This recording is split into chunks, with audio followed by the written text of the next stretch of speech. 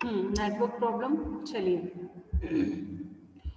तो यहाँ पर हमारे पास रीजन अगर है किसी चीज को बिलीव करने का, तो हम ये इस सेक्शन में 26 यहाँ पर ये क्लियर करता है, a person is said to have reason to believe a thing if he has sufficient cause to believe that thing but not otherwise। रात के 2 बजे अगर कोई अननोन पर्सन हमारी छत पर है, तो अभी हमारे पास यहाँ पर क्या रीजन है, या क्या हम ये बिलीव कर सकते हैं कि वो कोई व्यक्ति जो हमारी छत पर है वो चोरी करने की पर्पज से हमारी छत पर आया है, या आपकी बालकनी में आपको कोई अननोन पर्सन रात के 2 बजे दिखता है, तो क्या हमारे पास यहाँ पर ये सोच सकते हैं कि हाँ ये कोई अननोन पर्सन हमारे यहाँ चोरी करने की पर्पज से आया है? There is reason to believe on that thing, yes ma'am. है ना? ये रीजन होता है, मतलब यहाँ पर कि अगर कोई आपका परिचित है, आप जिस व्यक्ति पर हम विश्वास कर सकते हैं उस पर डेफिनेटली हम विश्वास करेंगे। अब उसके बाद क्या होता है, वी डोंट नो कि कोई ऐसे सर्कमस्टेंसेस होते हैं जिसके कारण कोई चीज घटित हो सकती है। मतलब यहाँ स्पेशली सिर्फ आपको ये ध्यान रखना है कि कई बार कुछ घटनाओं के पीछे हमारे पास कुछ रीजन होता है कि हाँ हम ये मान लें कि हाँ ये चीज इसलिए हुई होगी। रात के 2 बजे कोई व्यक्ति आपके घर में, या मान लीजिए कि बाहर का बहुत बड़ा एरिया है, लॉन एरिया है, गार्डन एरिया है, वहां पर कोई भागते हुए आता है और अंदर आकर छिप जाता है। अभी हम ये भी बिलीव कर सकते हैं कि वो व्यक्ति चोरी करने के लिए हमारे घर में घुसा है, एक ही एस्पेक्ट हो सकता है। या फिर ये हो सकता है कि उसके पीछे कोई गुंडे लगे हैं और वो छुपने के लिए हमारे यहाँ पर आया है ना? 2 चीजें हो सकती है, बट फर्स्ट थॉट हमारे अंदर जो जनरेट होगा वो क्या होगा कि शायद कोई पर्सन हमारे घर में चोरी करने की पर्पज से अंदर आया है। तो यहाँ पर ये जो रीजन टू बिलीव वाला जो सेक्शन है, ये हमें क्लियर करता है कि कई बार चीजें ऐसी होती हैं कि हम ये मान लेते हैं, जैसे कि प्राइवेट डिफेंस वाला एक सेक्शन आप उससे समझिए। अगर कोई रात को आप सड़क पर चल रहे हैं, आपको ऐसा लगता है कोई आपका पीछा कर रहा है ना? अभी बार बार थोड़ा आगे तक भी आप गए, रात में अकेली सुनसान सड़क पर आप अकेले हैं, कोई बार बार ऐसा आपको लगता है कि कोई आपको फॉलो कर रहा है, आपको पीछा कर रहा है, तो आपके अंदर ये डर पैदा होना कि कहीं वो आपको हार्म ना कर दे, ये डर बहुत सिंपल सा है, मतलब ये ऑटोमेटिकली आएगा। क्यों? क्योंकि अगर रात है, सड़क है और कोई व्यक्ति पूरे समय आपको बार बार आपके पीछे चल रहा है, तो आपके अंदर ये थॉट जनरेट हो ही जाएगा कि शायद वो आपको किसी तरह का हार्म करने वाला है। अब अगर आपको नजदीक आता ही है तो वैसे ही आप बचने की कोशिश करेंगे, चाहे वो कोई एक्शन ले या ना ले। होता है ऐसा। यहाँ पर ये क्योंकि अब वो जो सिचुएशन है उसके अकॉर्डिंग हमारा माइंड सेट भी हो जाता है चीजों के लिए। तो यहाँ कई ऐसी चीजें होती है जिसमें कि because of the situation, because of the relation, because of the condition, facts, circumstances, इस तरह के एक्ट्स होते हैं जिसमें कि हमारे पास कुछ ऐसे रीजन होते हैं कि हम उन चीजों पर विश्वास करें, और कई बार उस विश्वास के कारण कई तरह के अपराध होते हैं। आधी रात को अगर कोई व्यक्ति किसी ज्वेलरी शॉप पर अपनी ज्वेलरी बेचने जाता है, वो भी बहुत कम दाम पर, हमें क्या लगेगा कि वह चोरी की होगी, है ना? इस तरह का एक एग्जांपल तो आपको शायद बुक में भी मिलेगा। ऐसे कई एग्जांपल्स आप दे सकते हैं जिसमें कि ये कि कई बार अपराध होते हैं। देखिए, लड़कियों से संबंधित अपराध में जब अक्सर हमें सुनने को मिलता है कि कोई परिचित था, रिश्तेदार था, पड़ोसी था, होता है कि सेक्सुअल हरासमेंट वाले कई सारे ऐसे केस देखने को मिलते हैं। यहाँ पर उसका जो मेन रीजन है, क्या है वो? Reason to believe. यहाँ पर हमने उस व्यक्ति पर विश्वास किया, क्यों? क्योंकि वो हमारा पड़ोसी है, वो हमारा नेबर है, वो हमारा रिश्तेदार है, हम उसे जानते हैं, हम उस पर ट्रस्ट करते हैं। बट क्योंकि ये रीजन था कि हम उस पर विश्वास कर सकते थे, उसके बावजूद भी क्राइम हो गया। अब यहाँ पर आप कल्परेट नहीं है, क्यों? क्योंकि हम ये जानते थे किसी अनजान व्यक्ति से हम लिफ्ट लें और उसके बाद हमारे साथ कोई क्राइम हो, तो हम ये मान सकते हैं कि अरे किसी अनजान व्यक्ति के साथ आपने इस तरह का रिस्क लिया ही क्यों। पर अगर हमारा कोई परिचित है तो क्या हम उसके साथ लिफ्ट नहीं ले सकते? डेफिनेटली लेंगे। क्यों? क्योंकि वो हमारा परिचित है, हम उसे जानते हैं। अब उसके बाद अगर अपराध घटता है तो यहाँ पर हम ये बोल सकते हैं कि भाई हमने अपनी उचित सावधानियां रखी, है ना? तो यहाँ पर ये वाला जो पोर्शन है, कई जगह जब आप दिमाग लगाएंगे, आप देखेंगे आपके आसपास की घटनाओं को या छोटी मोटी चीजों को, तो आप ये जानेंगे कि हाँ यहाँ पर ये चीजें होती हैं। मतलब ये पार्ट आपको हर जगह क्लिक करेगा कि ये चीज होती ही है। कई बार इस तरह की चीजें होती, कई बार हम शंका में आ जाते हैं आते हैं। जैसे मैंने एक एग्जांपल अभी दिया था कि कोई व्यक्ति हो सकता है आपके घर में छुपने के लिए आया है, कि ऑलरेडी उसे किसी ने हार्म करने की कोशिश की होगी, बट हम ये नहीं सोच के हम ये सोचेंगे कि नहीं, शायद वो हमारे घर में चोरी करने आया होगा। तो यहाँ पर जब कोई क्राइम होता है या कोई घटना होती है तो उसके पीछे दो चीजें डेफिनेटली हो सकती हैं। एक हो सकता है रीजन टू बिलीव, और कई बार ऐसा होता है कि हम किसी चीज पर शक कर लेते हैं और उस शक करने के पीछे भी हमारे पास कुछ रीजन होते हैं, है ना। तो ये वाला सेक्शन आपको समझ में आया ठीक से? देखिए इसका हिंदी सुन लीजिए। विश्वास करने का कारण, क्या कारण है आपके पास विश्वास करने का? जैसे मैंने कई सारे एग्जांपल्स दिए अभी आपको, कई सारे ऐसे हमारे पास कारण होते हैं जिस वजह से हम किसी पर विश्वास कर लेते हैं। हाँ, अब उस विश्वास के कारण अगर आपको विश्वासघात हो या कोई अपराध हो, वो एक अलग चीज है, पर हमारे पास क्या रीजन था विश्वास करने का? कोई व्यक्ति किसी बात के विश्वास करने का कारण रखता है, यह तब कहा जाता है जब वह उस बात के विश्वास करने का पर्याप्त हेतु रखता है, अन्यथा नहीं। जहां जैसे मैंने एग्जांपल दिया स्टार्टिंग में ही कि मैं आपकी टीचर हूं, आपको पढ़ाती हूं, आप लोग 2 साल से मुझे जानते हैं, देन आप मुझ पर विश्वास करेंगे। इसी की जगह कोई अननोन पर्सन आपको किसी तरह का कोई इन्फॉर्मेशन देगा जो कि कॉलेज से रिलेटेड है, आप नहीं मानेंगे। क्यों? क्योंकि आप ये सोचेंगे कि नहीं, हम पहले हमारे टीचर से बात करें, तब जाकर आपको विश्वास होगा, है ना। तो यहाँ पर ये जो चीजें हैं, एक ये पॉइंट है जिस पॉइंट से कई बार ये यहाँ क्यों पढ़ा जा रहा है, क्यों? क्योंकि ये एक बार ये बहुत बड़ा, कई बार ये कॉज होता है क्राइम को लेकर या किसी तरह की घटना को लेकर। कई तरह की घटनाएं सिर्फ इस वजह से घटित होती हैं। कोई व्यक्ति आपके घर में छुपने के लिए आया था, आपने उस पर अटैक कर दिया, पता चला वो व्यक्ति खुद अपनी जान बचाने के लिए आया था, पर प्राइवेट डिफेंस में आपने उसे मार डाला, है ना।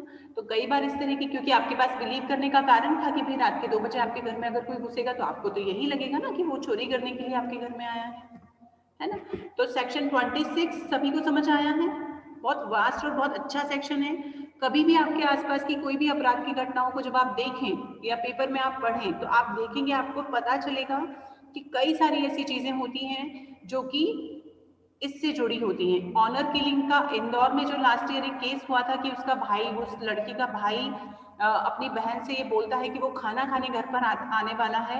यहाँ पर उस बहन ने बहुत बड़े अच्छे से उस चीज पर विश्वास किया कि भाई उसकी शादी को एक्सेप्ट कर लिया गया है, इसलिए उसका भाई खाना खाने आने वाला है, और उसी के बाद उसके भाई ने उसके पति का उसी समय उसी के घर में मर्डर कर दिया।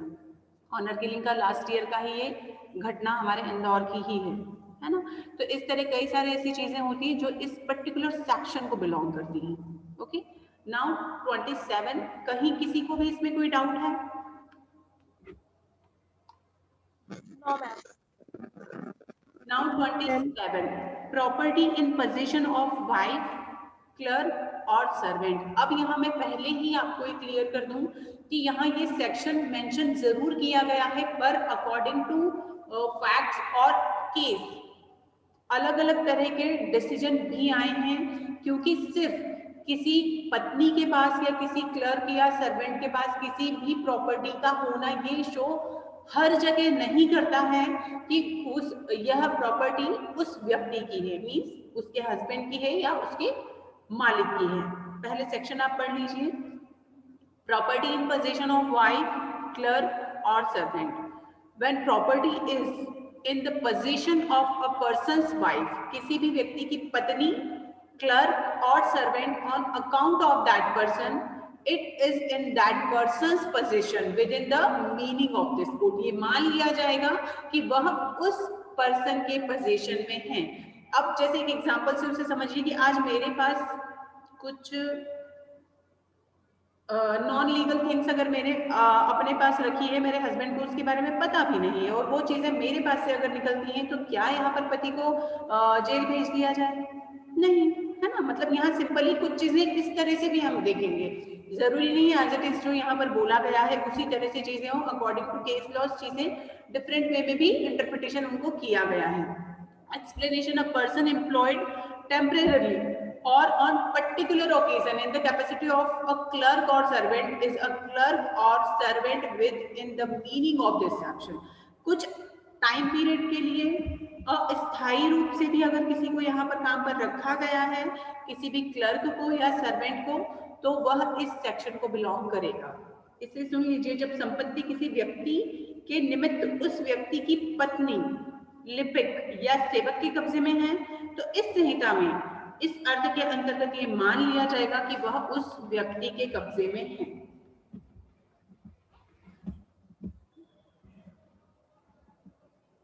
एक केस लिखिए इसमें, Chelaram versus state of Rajasthan.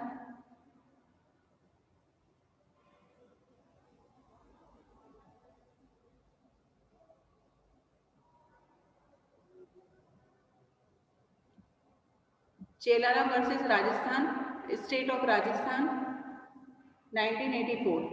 पत्नी के पोजीशन से अवैध शराब मिली, बिना लाइसेंस का पिस्टल मिला। क्या सिर्फ अवैध शराब मिल जाना और बिना लाइसेंस का पिस्टल मिल जाना ये शो नहीं करता है कि वह उसके पति का, उस चीजों पर पति का पोजीशन था? ठीक है, मतलब यहाँ पर डिपेंड करता है case to case, person to person, चीजें जिस तरह के सर्कमस्टेंसेस में जो एक्ट घटित हुआ है, जो घटना घटित हुई है, उसके अकॉर्डिंग यहाँ पर चीजें एप्लीकेबल होंगी। सेम चीज लिपिक और जो सेवक है, क्लर्क और सर्वेंट है, उसके लिए भी होगा कि पर अगर किसी को यहाँ पर अस्थायी रूप से भी, यहाँ पर देखिए मैंने किसी सर्वेंट को अपॉइंट किया है और अगर उसके नॉलेज में है, उसके पास से अगर कोई इलीगल प्रॉपर्टी, इलीगल सामग्री मिलती है, तो यहाँ पर इस पर्टिकुलर सेक्शन में मेंशन किया गया है कि मान लिया जाएगा कि वह उस व्यक्ति की है जिसने उसे टेम्परेरी या किसी ओकेजनली या पर्टिकुलर ओकेजन के लिए अपॉइंट किया है। तो यहाँ पर इसमें भी ये चीजें मान कर रखिए आप कि डिपेंड करता है कि केस किस तरह का है, उसके अकॉर्डिंग ही चीजें होंगी। पर जनरल रूल के हिसाब से आप इसे ध्यान में रखें कि इस तरह का अगर एक्ट है तो माना जाएगा कि पत्नी, क्लर्क और सर्वेंट ये मेन रिस्पॉन्सिबल पर्सन है। अगर कोई पर्सन के थ्रू किसी तरह का कोई एक्ट होता है या किसी प्रॉपर्टी के संबंध में कोई पोजीशन के बारे में पता चलता है, तो यहाँ पर ये चीजें भी ये लोग भी इस कैटेगरी में आ सकते हैं कि उनके पास जो थिंग्स थी वो हो सकता है उस पर्सन की हो। हाँ योशिका। मैम अगर वाइफ ने हस्बैंड की प्रॉपर्टी सेल कर दी तो? सेल कर दी तो मतलब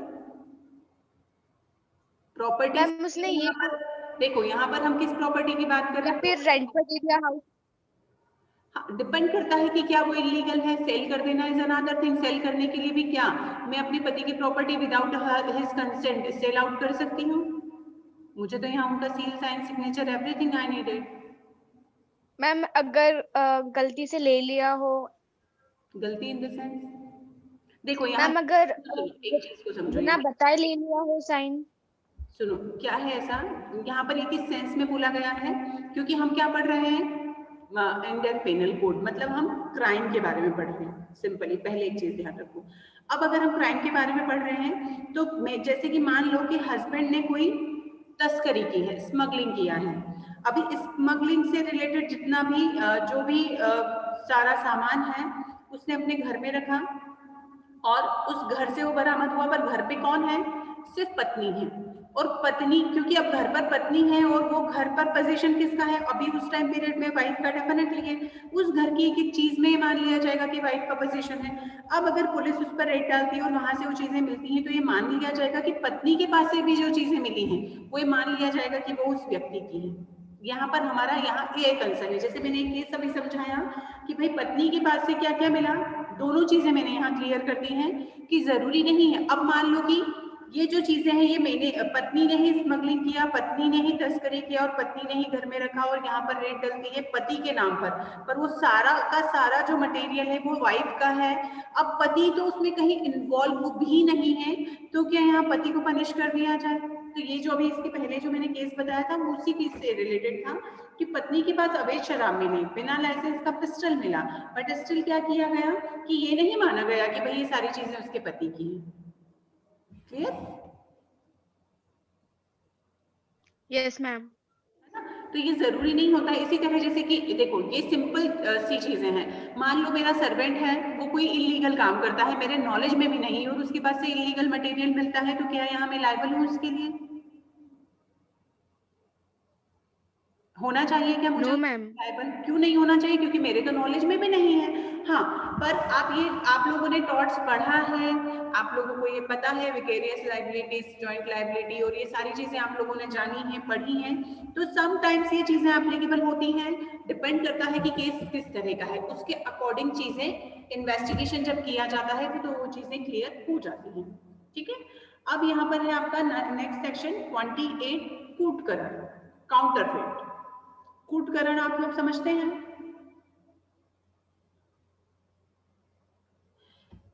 नो मैम। नो, सुनिए, आपकी मार्कशीट, जाली मार्कशीट बनाने के बारे में सुना है सभी ने? जाली मार्कशीट बनाई जाती है, जाली सिक्के बनाए जाते हैं, जाली नोट बनाए जाते हैं।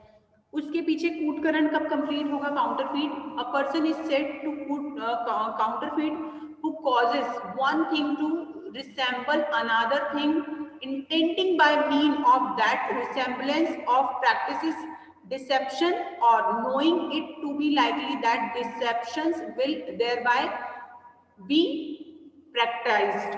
देखिए, जो एक व्यक्ति एक चीज को, मेरे पास 10th की मार्कशीट नहीं है, अब 10th की मार्कशीट या तो नहीं है या है पर गुम चुकी है। अभी मैंने सोचा कि भाई मैं तो खुद ही बना लूंगी, मैंने खुद ने उसे वैसा का वैसा बनाने की कोशिश की।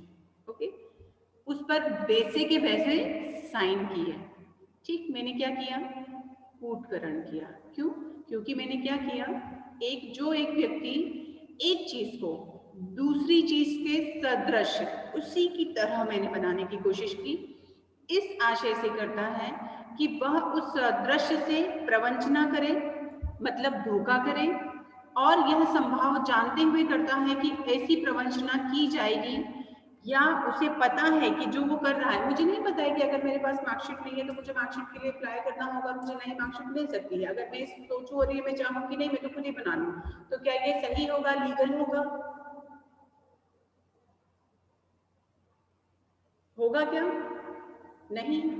मतलब अगर आप किसी एक चीज को, कोई एक चीज रियल थिंग है, उसी का डुप्लीकेट आप कॉपी करते हैं, और कॉपी किस इंटेंशन से करते हैं? अभी ऐसे तो फोटोकॉपी भी कॉपी होता है, तो क्या वो काउंटरफीट में आ गया?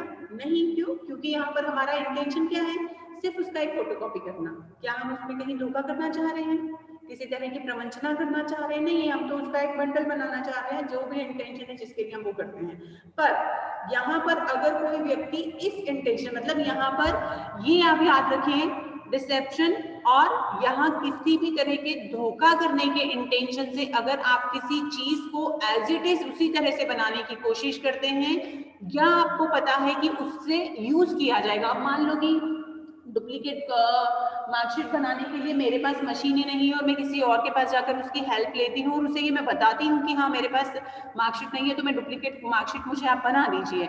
अभी उसे पता है ना कि इसे झूठ में यूज किया जाएगा या धोखे में यूज किया जाएगा, ही नोज दैट ना, but still he is helping me. अगर तो यहाँ पर वो इसमें कैटेगरी में आता है कि उसने कूटकरण किया है। अब यहाँ पर एक्सप्लेनेशन जो है आपका, वो फर्स्ट ही क्या क्लियर कर देता है, it is not essential to counterfeiting that the imitation should be exact। अगर कोई भी वस्तु जो बनाई गई है बिल्कुल वैसी की वैसी हो, यह जरूरी नहीं है। कई बार होता है थोड़े बहुत डिफरेंस आएंगे, बट आपने कोशिश तो की है। कोशिश किस चीज की है? नकली नोट बनाए जाते हैं तो नकली नोट बिल्कुल सिमिलर होते हैं, बट कुछ तो डिफरेंस होता है ना। इसी तरह जब कोई व्यक्ति एक चीज से किसी दूसरी चीज के सदृश कर देता है, सेकंड वाला एक्सप्लेनेशन आप लोग पढ़ लीजिए इंग्लिश में, मैं हिंदी में रीड कर दे रही हूँ ताकि आप लोगों को क्लियर हो जाए।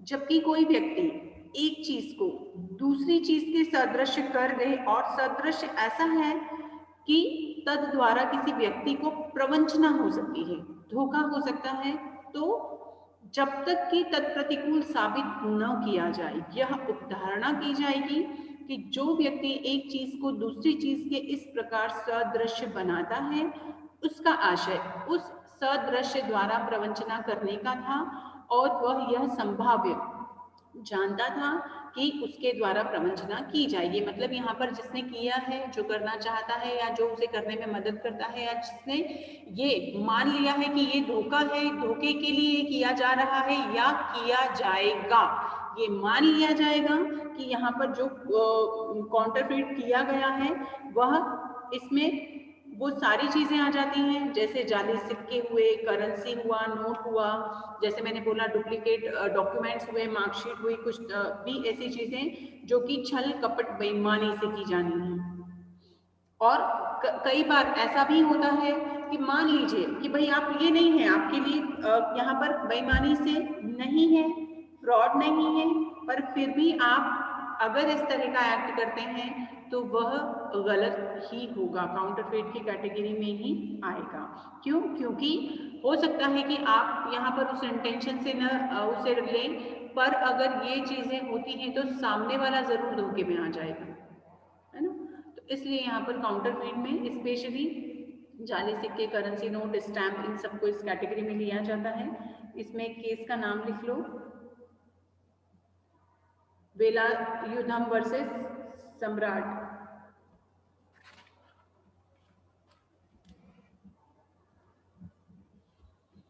फिर है नेक्स्ट आपका डॉक्यूमेंट्स। देखो डॉक्यूमेंट भी एक तरह का डेफिनेशन है प्रॉपर, बहुत अच्छा सेक्शन है ये भी। डॉक्यूमेंट्स, इसे हिंदी में हम बोलेंगे दस्तावेज। दस्तावेज शब्द बहुत बार सुना है, बचपन से सुनते चले आ रहे हैं। The word document denotes any matter expressed or described upon any substance by mean of letters मतलब शब्द, अक्षर, figures और marks, or by more than one of those means intend to be used or which may be used as evidence of that matter। एक कोरा कागज जिस पर कहीं कुछ भी लिखा हुआ नहीं है, इज इट एन डॉक्यूमेंट? क्या No, वो ma'am. दस्तावेज है? इस परिभाषा को पढ़ने के No. बाद मैंने कहा पूरा प्लेन कोरा कागज क्या एक डॉक्यूमेंट है? नो। No, ma'am. है ना। Explanation, it is immaterial by what means or upon what substance the letter, figure or marks। मतलब यहाँ पर आप इसे हाईलाइट कर लीजिए, some letters, figures और marks are formed or whether the evidence is intended for or may be used in court of justice or not। दस्तावेज उन शब्दों, उस विषय के लिए है जहाँ पर अक्षर हो, अंक हो, चिन्ह हो और उससे किसी भी चीज की अभिव्यक्ति होती है, किसी भी तरह का कोई एक्सप्रेशन होता है ना। अब यहाँ पर किसी साधन द्वारा या किसी पदार्थ पर अक्षर, अंक या चिन्ह बनाए गए हैं या यह कि साक्ष्य किसी न्यायालय के लिए आश्रित है या नहीं, उसमें उपयोग के लिए उपयोग किया जा सकता है या नहीं। देखिए किसी भी संविदा के निबंधनों को अभिव्यक्त करने वाला लेख जो उस संविदा के साक्ष्य के रूप में उपयोग किया जा सके, दस्तावेज है। चेक एक दस्तावेज है।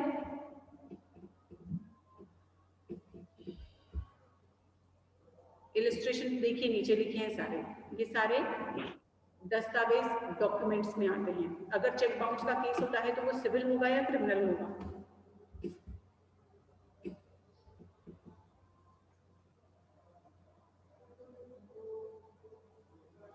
चेक बाउंस का अगर केस होगा तो सिविल होगा या क्रिमिनल होगा? Civil. ये चीज तो मैंने शायद पहले भी बताई है ना कई बार, अभी तक सिविल पर ही आप लोग अटके हैं। वो क्रिमिनल होता है नेगोशिएबल इंस्ट्रूमेंट एक्ट में। ओके, नोट डाउन कर लो इसे। अब मैं राइटिंग कंटेंट क्रिमिनली आंसर दिया था। क्या बेटा? क्रिमिनली तो आंसर दिया था। सिविल बोला किसी ने मुझे, किसी ने सिविल आंसर किया, उसका सिविल नहीं होगा, वो क्रिमिनल होगा। और अगर पता है तो बहुत अच्छी बात है ना। तो डॉक्यूमेंट्स में वो सारी चीजें आ जाती हैं जो यहाँ पर रजिस्ट्रेशन में मेंशन की गई हैं। नेक्स्ट है आपका इलेक्ट्रॉनिक रिकॉर्ड 29A।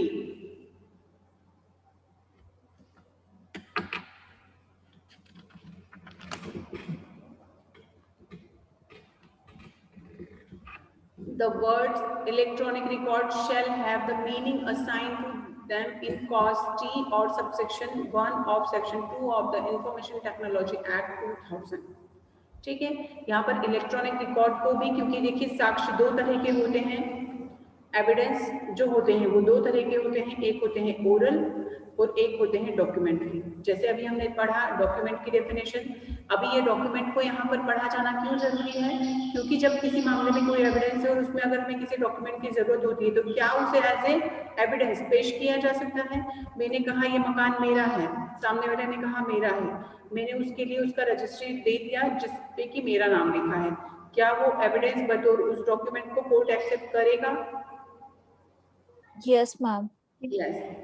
तो यहाँ पर डॉक्यूमेंट कैसा हुआ, एविडेंस हुआ। इसी तरह मैंने बयान दिए, ओरल बयान दिए जिसमें मैंने कहा ये मेरा है, तो क्या उसे नोट डाउन किया जाएगा, कोर्ट उसे नोट डाउन करेगा एग्जामिनेशन में? Yes ma'am. Yes. Yes ma'am. Evidence आपके कितने तरह के हुए, दो तरह के, डॉक्यूमेंट्री और ओरल।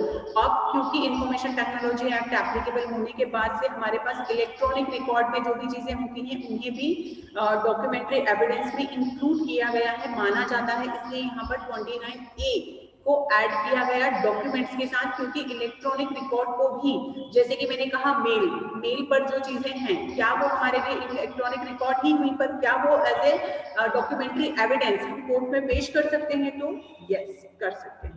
ठीक है, फिर है आपका 30 वैल्यूएबल सिक्योरिटी, मूल्यवान प्रतिभूति।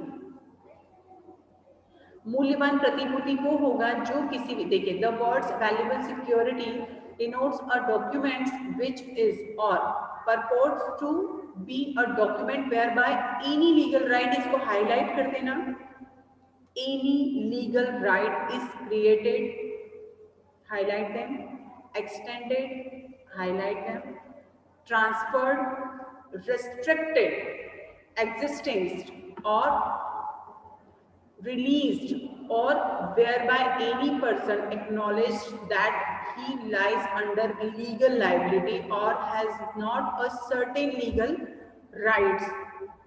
देखो इसको एक सिविल की एग्जांपल से समझिए, डिक्री वैल्यूएबल सिक्योरिटी में है, आता है डिक्री। डिक्री आप समझते हैं ना, डिक्री मतलब होता है सिविल का, मैंने कोई गया है ना, समझते हैं ना डिक्री? No ma'am. जजमेंट जब पास होता है तब डिग्री दिया जाता है। हाँ, डिक्री दिया जाता है, सिविल केस में होता है डिक्री। अब जैसे मान लो कि मैंने किसी प्लॉट पर, मेरे किसी प्लॉट पर किसी ने पोजीशन ले लिया, उस प्लॉट के डिक्लेरेशन के लिए मैंने सिविल सूट फाइल किया कि इस प्लॉट पर मेरा पोजीशन होना चाहिए क्योंकि इसकी लीगल ओनर मैं हूँ। मैंने उस केस को पुटअप किया, उसके बाद मेरे फेवर में डिसीजन आया, देन डिक्री पास हुई कि हाँ आज से प्लॉट आपका है, और इस तरह का डिक्लेरेशन उसमें मेंशन किया गया। मतलब यहाँ पर उसमें क्या किया गया, यहाँ पर मेरे उस राइट को डिक्लेयर किया गया और ये बोला गया कि हाँ ये प्लॉट आपका है और इस पर आपके राइट हैं। मतलब जहां पर किसी तरह के लीगल राइट्स क्रिएट होते हैं, जहां पर उन्हें और विस्तारित कर दिया जाता है, मतलब एक्सटेंड कर दिया जाता है या ट्रांसफर कर दिया जाता है। अब मान लो कि वो केस में हार जाती है और ये होता कि नहीं उस प्लॉट पर मेरा पोजीशन नहीं है, उस प्लॉट पर उस पर मेरा कोई लीगल हक नहीं है, और जिसने उस पर पोजीशन लिया हुआ है उस वह केस जीतता है और ये होता है कि नहीं उसका ही होना चाहिए। देन अब मुझे वो यहाँ पर मैं वो डिग्री में यहाँ पर मेरे राइट्स को क्या कर दिया गया, रिस्ट्रिक्टेड कर दिया गया, है ना। तो इस तरह से वैल्यूएबल सिक्योरिटी वो होती है जिसमें कि हमारे किसी भी लीगल राइट को या तो क्रिएट किया जाता है या उसे विस्तारित किया जाता है, ट्रांसफर मतलब अंतरित किया जाता है, निर्बंधित मतलब रिस्ट्रिक्टेड किया जाता है, निर्वापित मतलब समाप्त किया जाता है, और या छोड़ दिया जाता है। तो यहाँ पर या किसी विधिक दायित्व के अधीन अगर कोई व्यक्ति आ जाता है, नीचे एक लाइन थी यहाँ पर लीगल लायबिलिटीज, या उसके अधीन कोई आता है या कोई अधिकार समाप्त कर दिए जाते हैं, तो वो होती है जब इस तरह की कोई सिक्योरिटी या कोई मूल्यवान प्रतिभूति में वह दस्तावेज या डॉक्यूमेंट को ये शो करता है जो इस तरह के राइट्स को या रिस्ट्रिक्शन को या हमारे लीगल राइट को क्रिएट करता है। एक सेक्शन और पढ़ेंगे आज फटाफट से, 5 मिनट है हमारे पास। अविल मैम 11:35 से लीगल हिस्ट्री की लिंक आई थी क्लास की। Okay okay okay okay